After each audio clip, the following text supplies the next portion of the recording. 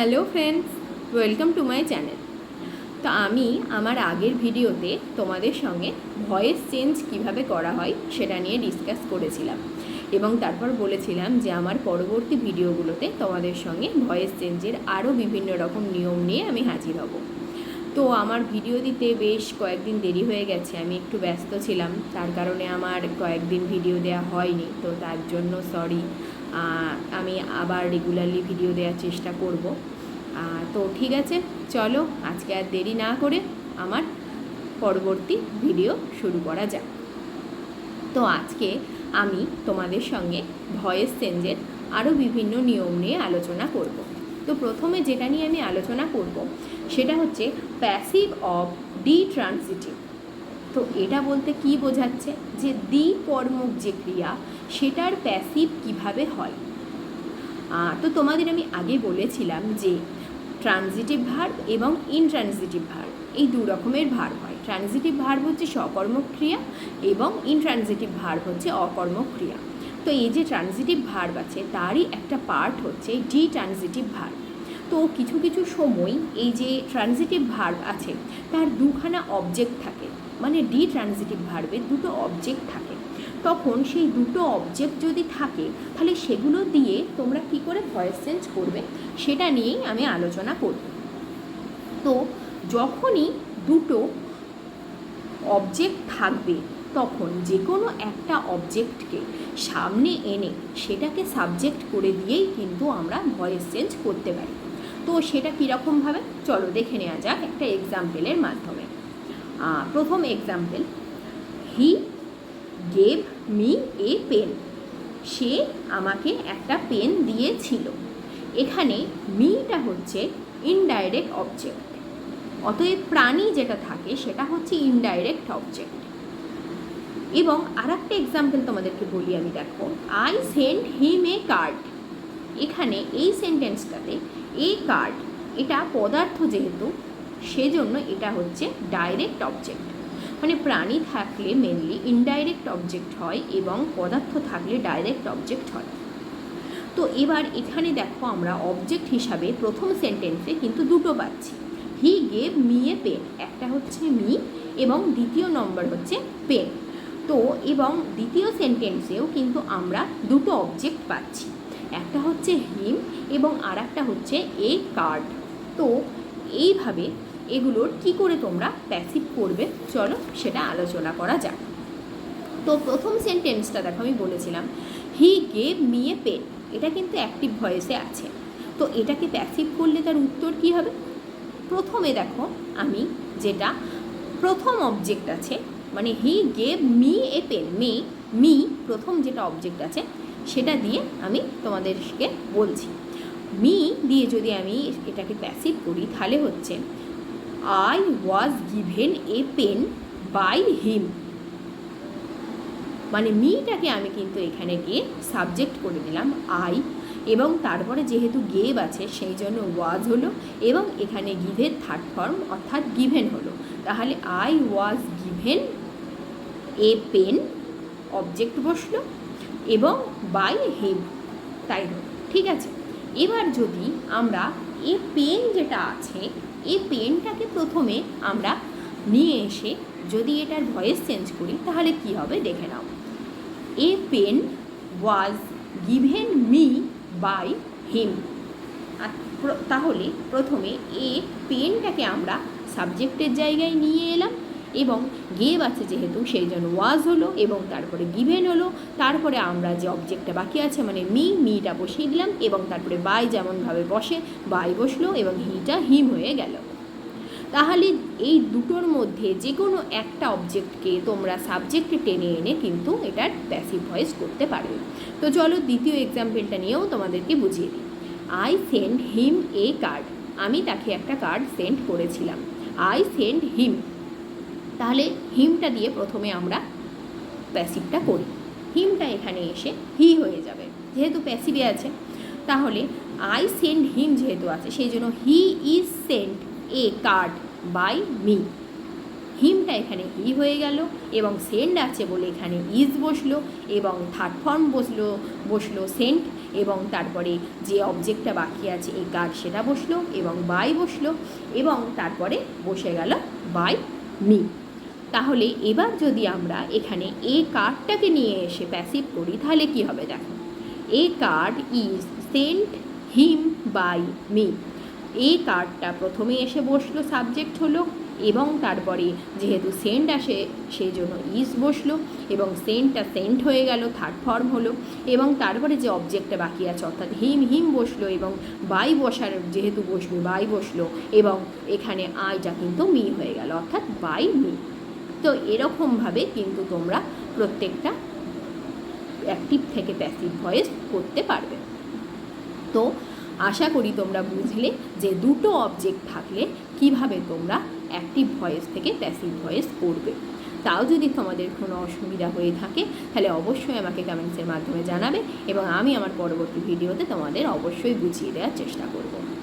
তো চলো এবার দেরি না করে আমার পরবর্তী পার্টে আমি চলে আসি। তো আজকে যেটা আমার পরবর্তী পার্ট সেটা হচ্ছে প্যাসিভ অফ অর্ডারস, মানে যে আদেশ, উপদেশ, অনুরোধমূলক যেসব বাক্য থাকে সেগুলো যখন থাকবে তাহলে তখন তোমরা সেগুলোর কী করে প্যাসিভ করবে সেটা নিয়ে আজকে আলোচনা করব। তাহলে যদি এই ধরনের সেন্টেন্স থাকে তাহলে প্যাসিভের শুরুটাই আমাদেরকে করতে হবে কিন্তু লেট দিয়ে, LET, লেট। এই লেটটা কিন্তু প্রথমেই বসবে যখন আমরা প্যাসিভ ভয়েস স্টার্ট করব তখন, এবং এই লেটের পরেই কিন্তু বসবে অবজেক্ট। লেট বসানোর পরেই কিন্তু অবজেক্ট বসবে এবং এক্ষেত্রে সবসময় কিন্তু একটা বি ইউজ করা হবে, BEB, এই বি কথাটা ইউজ করা হবে এবং তারপরেই বসবে মেন ভার্বের থার্ড ফর্ম, মানে ভয়েসে সবসময় মেন ভার্বের থার্ড ফর্মে বসে। তো এবার তাহলে তোমরা বুঝতে পারলে প্রথমে লেট বসবে এবং তারপরেই অবজেক্ট বসবে, আর এক্ষেত্রে সবসময় একটা বি বসবে আর মেন ভার্বের থার্ড ফর্ম বসবে। এই চারটে পয়েন্ট কিন্তু তোমরা এক্ষেত্রে মনে রাখবে। তাহলে এবার যদি দেখা গেল যে কোনো একটা অর্ডার বাক্য যখন আছে তখন সেটা দেখা গেল প্লিজ দিয়ে স্টার্ট হচ্ছে, প্লিজ মানে দয়া করে এরকম, তখন তোমরা সেক্ষেত্রে LET, লেটটা ব্যবহার না করে কি ব্যবহার করবে, ইউ আর রিকোয়েস্টেড টু ব্যবহার করবে। ঠিক আছে, এবার দেখা গেল ইউ আর রিকোয়েস্টেড টু এই পুরোটা ব্যবহার করবে, তারপরে যে নিয়মে প্যাসিভ বলছে সেই নিয়মে হবে। এবার ধরো দেখা গেল যে সবসময় ট্রানজিটিভ ভার্ব নাও থাকতে পারে, দেখা গেল কোনো ক্ষেত্রে ইনট্রানজিটিভ ভার্ব আছে কিন্তু ইনট্রানজিটিভ ভার্বের তো প্যাসিভ হয় না, তাহলে কি করে হচ্ছে, এই যে অর্ডারমূলক মানে আদেশ অনুরোধমূলক যে বাক্যগুলো থাকে সেই ক্ষেত্রে কিন্তু ইনট্রানজিটিভ ভার্বেরও কিন্তু আমরা প্যাসিভ পেয়ে থাকি। তাহলে যখন ইনট্রানজিটিভ ভার্বের প্যাসিভ হবে তখন তোমাদেরকে ইউ আর টোল্ড বা ইউ আর অর্ডার টু দিয়ে শুরু করতে হবে। অর্থাৎ যদি দেখা গেল প্লিজ থাকে বাক্যের মধ্যে তাহলে ইউ আর রিকোয়েস্টেড টু, এবং যদি দেখা গেল ইনট্রানজিটিভ ভার্ব থাকে মানে অকর্মক্রিয়া থাকে তাহলে ইউ আর টোল্ড বা ইউ আর অর্ডার টু দিয়ে শুরু করতে হবে। তাহলে ইনট্রানজিটিভ ভার্ব বলতে যে ভার্বের কোনো অবজেক্ট থাকে না, বিশেষ করে এটাই কিন্তু ইনট্রানজিটিভ ভার্ব চেনার উপায়, মানে কোনো অবজেক্ট থাকবে না কিন্তু যে বাক্যটা থাকবে সেটার মনোভাব কিন্তু মানে আমাদের প্রকাশ হবে, মানে অবজেক্ট না থাকলেও কিন্তু আমরা বুঝতে পারবো যে এই বাক্যটা অর্থপূর্ণ, তখন সেটা ইনট্রানজিটিভ ভার্ব বলতে পারবো। তো সেই সব ভার্বের ক্ষেত্রে কি হবে তোমাদেরকে বলে দিলাম। আর লেটের পরে সবসময় যে প্রোনাউনটা বসে সেটা হচ্ছে মি টাইপ প্রোনাউন্স বসবে, মানে হচ্ছে যে লেট আই এরকম কথা হয় না, লেট মি এরকম বসবে। ঠিক আছে, তাহলে তোমরা এই নিয়মগুলো একটু মনে রেখো। তাহলে চলো একটা এক্সাম্পলের মাধ্যমে আমি তোমাদের সঙ্গে বিষয়টা ক্লিয়ার করে দিই। ধরো অ্যাক্টিভ ভয়েসে আছে ডু ইট নাও, এখন এটা করো। ঠিক আছে, তখন কি হবে, কি বলেছিলাম আমি প্রথমে লেট বসবে, তাহলে লেট বসে গেল, লেটের পরেই কি বলেছিলাম অবজেক্ট বসবে, তাহলে ডু ইট, ইট অবজেক্ট, তাহলে লেট ইট বসলো। তারপরে কি বলেছিলাম আমি, তারপরে বসবে একটা বি, তাহলে লেট ইট বি বসলো। তারপরে কি বললাম যে মেন ভার্বের থার্ড ফর্ম বসবে, তাহলে ডু ডিড ডান, তাহলে ডান বসে গেল, তাহলে লেট ইট বি ডান, কি পড়ে আছে নাও, নাওটা বসিয়ে দিলাম, তাহলে লেট ইট বি ডান নাও বসে গেল। তাহলে তোমাদের এইভাবে পরপর কিন্তু এই সেন্টেন্সগুলো করতে হবে। চলো আর একটা উদাহরণ দিই তোমাদেরকে, গিভ অ্যান এক্সাম্পল, একটা উদাহরণ দাও। ঠিক আছে, লেট দিয়ে শুরু হবে, তাহলে লেট বসলো। এবার বললাম কি অবজেক্ট বসবে, give an example, an example object, লেটের পরে বসে গেল লেট অ্যান এক্সাম্পল, তারপরে কি বললাম একটা বি বসবে, বি বসে গেল লেট অ্যান এক্সাম্পল বি, তাহলে তারপরে কি বসবে বললাম মেন ভার্বের থার্ড ফর্ম, গিভের থার্ড ফর্ম গিভেন, তাহলে বসে গেল গিভেন, তাহলে let an example be given. তাহলে এইভাবে কিন্তু তোমরা অ্যাক্টিভ থেকে প্যাসিভ করতে পারবে এই সেন্টেন্সগুলোর ক্ষেত্রে। আর একটা তোমাদেরকে কি বলেছিলাম যে যদি দেখা গেল যে কোনো সেন্টেন্সে প্লিজ আছে, তখন তোমরা লেট না বসিয়ে ইউ আর রিকোয়েস্টেড টু বসাবে। তাহলে সেটা কীরকমভাবে হচ্ছে দেখো, আমি একটা সেন্টেন্স বলছি কাম ইন, আর একটা আমি সেন্টেন্স বলছি দেখো প্লিজ ডু ইট, আমি একটা সেন্টেন্স বললাম দয়া করে কাজটা করো, তাহলে প্লিজ আছে, তাহলে আমি কি বলেছিলাম কী দিয়ে শুরু হবে, you are requested to do it, please do it, এটা হবে you are requested to do it. এবার তোমরা বলবে যে you are requested to do it কেন হলো, you are requested to done it কেন হলো না। এই ক্ষেত্রে একটা কিন্তু সোজা ইংলিশ গ্রামার তোমাদেরকে জানতে হবে, আশা করি তোমরা সবাই জানো, তাও আমি একটু বলে দিলাম তোমাদেরকে, যে টু যেহেতু আছে, টু এর পরে কিন্তু কোনো সময় ভার্বের থার্ড ফর্ম হয় না, মানে সব সময় কিন্তু মেন ভার্বটাই বসে, ভার্বের অন্য কোনো ফর্ম কিন্তু বসে না, সেই জন্য এখানে you are requested to do it বসলো, যেহেতু প্লিজ আছে এখানে। আর একটা তোমাদের কি বলেছিলাম আমি, যে এই যে ইনট্রানজিটিভ ভার্ব যখন থাকে এই সেন্টেন্সগুলোর ক্ষেত্রে অর্ডারমূলক আদেশমূলক, তখন কিন্তু এগুলোর ইউ আর টোল্ড বা ইউ আর অর্ডার টু দিয়ে শুরু করতে হয়। তাহলে একটা সেন্টেন্স বলি এবার আমি, কাম ইন, দেখো এখানে কিন্তু কোনো অবজেক্ট নেই, ইনট্রানজিটিভ ভার্ব, তাহলে ইনট্রানজিটিভ যদি হয় তাহলে এটা কি করে শুরু হবে, you are told to come in. আগেই বলেছি যে টু এর পরে কিন্তু কোনো রকম ভার্বের ফর্ম বসে না, মেন ভার্বটাই বসে, তাহলে you are told to come in.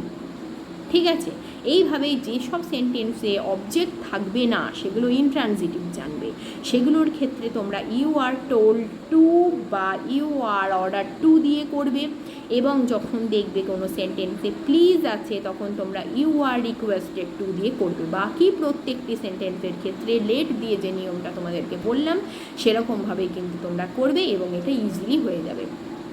তো আশা করছি তোমরা এই যে আদেশমূলক সেন্টেন্স বা প্যাসিভ অফ অর্ডার্স সেটা বুঝতে পেরেছ। যদি তাও এটা নিয়ে কোনো অসুবিধা হয়ে থাকে অবশ্যই আমাকে কমেন্টসের মাধ্যমে জানাবে। তো আজকের আমার আলোচনা এইটুকুই ছিল। আমার পরবর্তী ভিডিওতে আমি ভয়েসের বাকি নিয়মগুলো নিয়ে তোমাদের সঙ্গে আলোচনা করব। আর তোমরা যদি আমার কাছ থেকে আরও কিছু জানতে চাও বা ভয়েসের অন্য কোনো জিনিস বা অন্য যে কোনো রকম গ্রামারের কোনো বিষয় নিয়ে আমার কাছে ডিসকাশন শুনতে চাও তাহলে অবশ্যই কিন্তু সেটা আমাকে কমেন্টসের মাধ্যমে জানিও। আর যদি আমার ভিডিও তোমাদের ভালো লেগে থাকে তাহলে অবশ্যই আমার চ্যানেলটিকে সাবস্ক্রাইব করো এবং আমার পাশে থেকো। তো চলো আজকের মতন টাটা এভরিওয়ান, দেখা হচ্ছে তোমাদের সঙ্গে আবার আমার পরবর্তী ভিডিওতে।